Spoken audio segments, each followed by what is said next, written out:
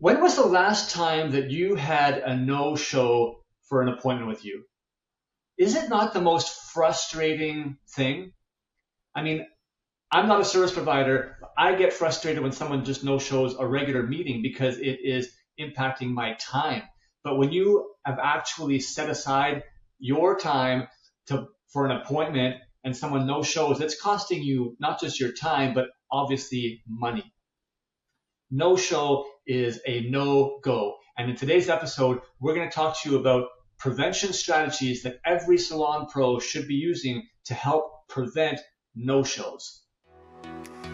Welcome to the Salon Scoop, the podcast that helps salon owners and salon professionals grow their business, boost their brand, and stay inspired. From salon marketing and social media to leadership and growth, we uncover the strategies and stories that move the industry forward. If you love learning, growing, and are serious about leveling up your salon business and brand, you've just found your new go-to podcast. The reality is that no shows will always exist to some degree in our industry and in many other service-based industries. Think about it, restaurants, across the board, people make appointments and stuff comes up and they do cancel. And it's a huge frustration. We get it. In today's episode, we're talking about how to prevent it, and I have no better person to tackle this topic with me than our Salon S.O.S kind of guru, but also salon owner and service provider, Sarah Perrin. Sarah, how much do you hate no-shows as a salon owner and as a salon professional? Like as a service provider, they're incredibly frustrating, especially now I have a very limited schedule and I only take on X amount of people for 2 to 3 days a week. And I like to have those stacked back to back. So if I have to just sit around for an hour and a half, it's not even really about the lost income. It's more about like the waste of time for me that just like grinds my gears. And then as a salon owner, it's super frustrating because again, like we're a commission-based salon. So if somebody has a 5-hour color correction that was going to be bringing them in, a couple $100,000, whatever it might be, and all of a sudden that's affecting their goals and their checks and everything like that. It's frustrating all around. And obviously things come up, and I do think that a little bit of grace, needs to happen time to time. But something I think is really important to remember, because I know as a service provider, it can be difficult to set these boundaries and put your foot down and have consequences when there are no shows. But just because something isn't the client's fault, let's say their tire, goes flat on their way to their appointment, or their kid gets sick, or whatever it might be, just because that's not their fault, it's not your fault either. So why are you the one taking the hit, right? So that was just a really important piece of advice that I received, because I had the hardest time ever, actually implementing any type of cancellation fee. So if anybody else is like that and hates conflict and confrontation, that is something that I think is super important to remember, is why are you taking the hit for something that is not your fault either?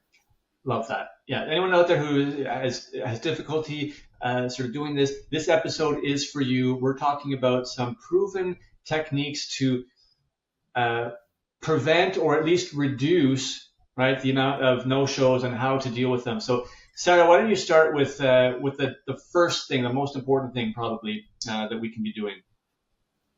So the most important thing is setting clear expectations right from the get-go. There have been a ton of times where we have somebody who, again, it's the third time that their client no-showed and they're upset about it and yada, yada, yada. And it's like, well, did you actually explicitly tell them about the cancellation or no-show? Did you talk to them about it the last time it was there?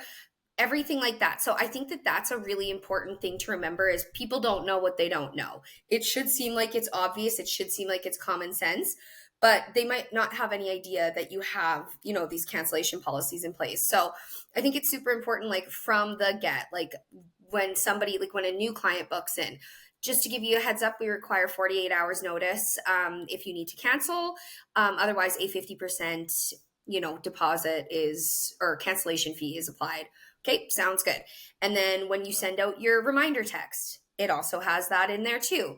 You have it on your website. It's communicated throughout the entire booking process, right? So I think that that's, again, it might seem redundant and it might seem like kind of overkill, but you can't fault people for doing something that they weren't aware of. So that's the biggest thing is, again, upon booking, the reminder text, everything like that, you need to make sure that the client is aware of the cancellation or no-show fee from the start. Yeah, you want to make sure there's no surprises. That's Yeah. the key point there for sure. All right, second thing I'm going to share, and Sarah, you sort of mentioned this, is deposits. So we've probably all heard of this. A lot of salons out there or service providers are requiring deposits for certain services. Now, we would recommend it on high value appointments. You're not going to need a deposit on a haircut or like, a basic hair color per se.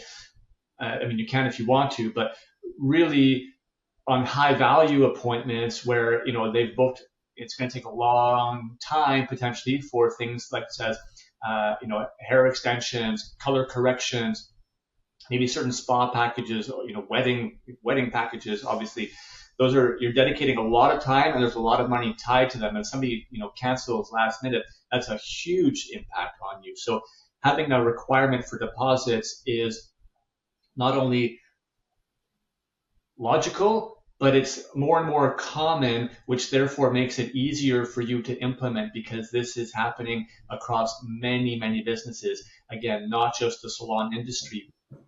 I get reminders from a dentist or different sort of, medical practitioners where you make an appointment. If you cancel within less than 24 hours, they're going to charge a certain amount. So this is kind of standard. How you should set this up, it really, I would say, depends on the actual value of the service. We would recommend that you look at potentially anywhere from 20% to 50% of the value of the appointment. You need to choose a structure, obviously, that makes sense for your market and your price points, while still protecting you and your business, right? And the value that you place on that. Just make it clear at the time of booking, as Sarah had mentioned, in all those communications as part of your policy, how that actually happens. You might need to require, if it's a new client, to get their credit card on file before the appointment. So, but really, really important that you factor that in. It is a standard practice in today's world, and it really does help you prevent no-shows because if somebody knows that they're already locked in for 50%, if they don't show up, they're much less likely to no-show.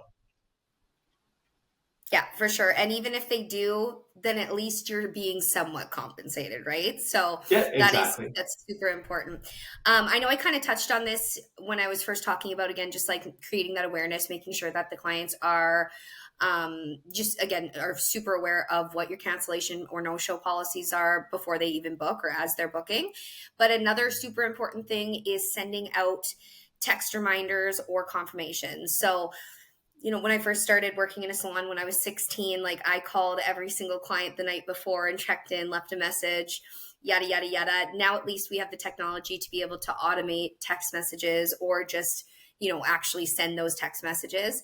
Because again, life happens. I have been there where I have, 56 things on the go that week, and I forgot that I booked a brow wax. It missed it off my schedule, whatever it was, kind of thing. So getting that text reminder, that 24 to 48 hours in advance, if you can't make it at that point, at least it does give the opportunity that you have that 1 to 2 days to still maybe fill that spot, as opposed to, again, just sitting there with your hands tied, not being able to do anything when somebody no-shows, right? So I think that is also a really important practice for all salon professionals and just service providers in general, is sending that confirmation text. Because, even as a person who has made appointments at new places, there's been times where it's like 2 days before I knew I made this appointment, I'm like, is it still on? I didn't get any type of confirmation. So just think about it again, coming from a customer standpoint or a client standpoint, it is just that peace of mind for both ways. We're just confirming this is a go. And if not, we at least have some time to, reschedule, readjust, fill that spot. Oh yeah. Our lives are hectic. I mean, people are busy, busy, busy. I appreciate reminders on things because you know what? you're just going often, and you're going a million miles a minute. And yeah, as you said, it's very easy to forget things. And if you didn't put it in your calendar or whatnot, so getting those reminders is actually a positive thing that most people appreciate and enjoy. And it's obviously going to help reduce the number of no-shows as a result. All right. I want to talk about communication, but where not to communicate. Sarah, you mentioned all the places that we should be communicating, our policies and whatnot to set those expectations. But I would recommend not posting about that on social media. Too often I've seen people posting, and it kind of comes across as a bit of a negative. They're posting their policy about, no shows, and from now going forward, there's going to be a 50% policy. This is not something that you need to push out on your Instagram page or on your Facebook page. It's great in your reminder messages when someone makes an actual booking, because that's somebody who has committed to an appointment. And if they're committing to an appointment, they need to know what the parameters are around that. It's fine on your website because you're giving total information about your company, what to expect, working with you. Your social media is meant to be social. It's meant to be building relationships and rapport. It's meant to showcase, who you are as a company and inspire people to want to come. You don't need to be putting aggressive policy, information on your social media channels. If somebody, reaches out and wants to book an appointment, that's when they should be getting information about the parameters for booking. But I would definitely avoid putting these sort of policy announcements, out on your social media. It really sends the wrong message and can really turn people away from you before they've even had the chance to discover you in the first place. Yeah, I agree. And that kind of leads into my next point too, which is enforcing your policies like in a very professional way with professional kind verbiage. And like you said, I think it's one thing to have, a highlight bubble that says, here's the policies on your social media. Again, I'm not of the personal belief that any type of policy lives on social media, because that's not the point of social media. But I have seen service providers go on and rip a strip off of people. Like, this is a waste of my time. And not only as a, potential client am I like, that is so off-putting, but if that was me, and let's say again, something came up and I dropped the ball or whatever, I would feel like garbage if my hairstylist was, even though nobody knows it's about me, I would just it would just not be cool. I wouldn't feel good about it. So I think just, again, obviously it is frustrating and it can be easy to let your emotions get in the way, but you need to make sure that when you are enforcing these policies that you do it in a professional manner. So instead of, just so you're aware, when you don't show up for your appointment, I actually don't get paid and I can't make my rent this month now, just things like that, right? Even though that's what you're thinking inside and you're stewing and everything like that, you want to more outline it in, as outlined in our cancellation policy. You missed your appointment, so we will require a 50% 50% fee. At your earliest convenience, you can send it to XYZ. And if for some reason they're not receptive to that, it can also be a thing that needs to happen prior to booking. Again, we can't rebook your appointment until this cancellation fee has been submitted. And when in doubt, again, if you're one of those people like myself that has a little bit of a difficult time with confrontation, it's literally the salon policy. It's not my own personal policy. This is the salon policy, right? So just make sure, again, that you're communicating in a professional manner and trying to, my hot tip is always that, if you are feeling emotional, it's the age old saying of when emotions are high, intelligence is low, right? Write out your first message in notes or something like that. Give it an hour to settle down, go back and look at it. It's a little heated. Okay, we'll readjust it. So make sure that you're not, again, I know some of these messages need to go out right away. So maybe you do have scripts that you go off of instead of, trying to come up with it in the moment when you're all fired up and heated. So that's just an important thing to remember, is communicating not with emotion and professionally. Great advice. And we've talked about that, for responding to Google reviews as well. Sometimes, when there's a negative Google review, our emotions are high and we want to write back. So the same advice applies. And to what Sarah just said, take some time before you click that send button. You might have maybe somebody else, review it, because they'll be looking at it from a different perspective and be like, ooh, this comes across a little harsh. And I like the idea, Sarah, you just mentioned of having some scripts potentially. You can use your AI, sort of assistants to kind of write out a few messages, and then you can, tweak them to just make sure that it sounds the way that you want, and you have some scripts that are much more professional along to reinforce those policies. All right, we've been talking a lot about how to punish the bad behavior. What I think is really important to look at and innovative that most people are not doing is how do we reward the right behavior, right? Ultimately, that's been proven to be a more effective tactic. If you think about, raising kids, as opposed to punishment, you want to reward the right behavior. So the right behavior obviously is people who are showing up consistently and on time to appointments. How can we reward that? Maybe through your loyalty program, if you have one in place. You could consider some kind of, maybe bonus points for a client that, shows up on time to 3, 4, 5 consecutive appointments.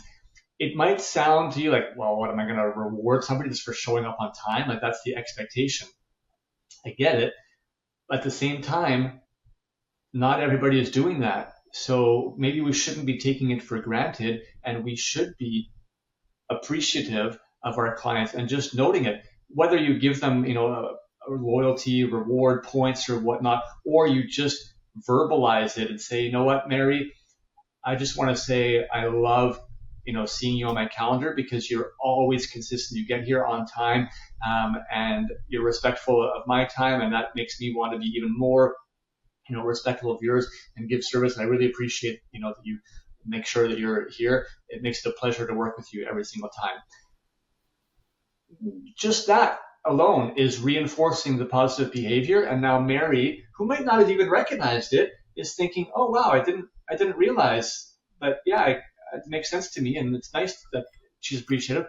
And I'm going to think about that next time that I'm maybe running late. I'm like, I don't want to be late. I don't want to disappoint Sarah. So positively reinforcing that good behavior is important and not taking it for granted. Absolutely. This goes for everything too, Scott. Like we've talked about this. I've had to be more mindful of this, but people are so quick to jump down the throats or leave a bad review of something if they have a negative experience. But I don't feel like we do take enough time to reward good behavior, like you were saying. So I think that this is important, not only in this situation, but also just in general, right? Again, how many times you're like, I have 100 clients and I got 3 negative reviews and only 4 good ones, and that's not a reflection of, how people are feeling about my services. So I just feel like that's an important thing, is just, again, rewarding, even if it is just by verbalizing it. I think that's super important to do with your clients. So this kind of ties back to the deposits, everything like that. So you need to be aware of legal considerations in your area. We obviously can't point you in the direction of if somebody's booking in for a high ticket service, make sure that you have their credit card on file. I know in my area, that's a really difficult thing to do because it can cause liability issues because we don't have a specific interface to be able to keep all of that information where it's locked down and secured. So it does just create this liability issue. We also don't have credit cards on file, so we can't just automatically charge if somebody no-shows. So it usually is, again, sending an invoice or an e-transfer or something like that. So it's just super important to make sure that you are following the legal considerations within your specific area to make sure that there's no sketchy business happening, right? So that just is a little extra tidbit that I wanted to throw in there, is that every single area, every country is different. There's different point of sale services that give you the option to charge the credit card after and safely secure all of that information. And then there's other ones that aren't. So you need to be super aware of that because again, if you're just, collecting people's information on a piece of paper, and let's say you have a disgruntled employee that then takes all of those, it's your name and your reputation on the line. So just be super aware of that. And again, look into your area's regulations for these types of things to make sure that you're staying compliant with all of that. Great point, Sarah. All right, everyone. No-show appointments may never disappear completely, but if you implement some of the right strategies, they do not have to derail your business and you can really regain control over it. We hope that you took away some interesting tidbit from today's episode, we'd love to hear which was your favorite tip, your biggest takeaway. Reach out to us again on socials, email, anywhere you want. You can comment on through this podcast episode directly. Maybe you're watching it on YouTube. For those of you who don't know, we post all of our podcast episodes on YouTube as well if you're more of a visual learner.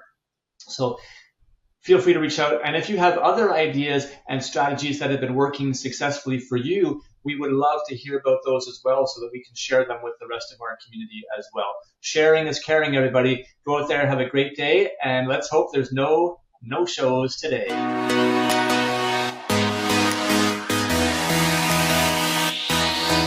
Thank you so much for listening to the Salon Scoop podcast. This show is produced by Salon S.O.S, a digital marketing agency by industry professionals for industry professionals. If you want simple and affordable solutions for any of your salon marketing needs, such as websites, client loyalty, Google search rankings, social media, or more, come visit us at salonsos.ca or on Instagram at salon.s.o.s. If you want to hear more episodes like this and help us continue to bring the industry great content, it would mean so much to us if you would support us in one of the following ways. Either share this episode with one other industry professional and rate the show on Spotify or write us a quick review on Apple Music. We want to hear your feedback. If you have follow-up questions or ideas for future episodes, please reach out. DM us on Instagram at salonus.s.o.s or hit us up on our website again at salonsos.ca. Again, thanks so much for listening. Now go get your hustle on, keep smiling, and we'll catch you on our next episode.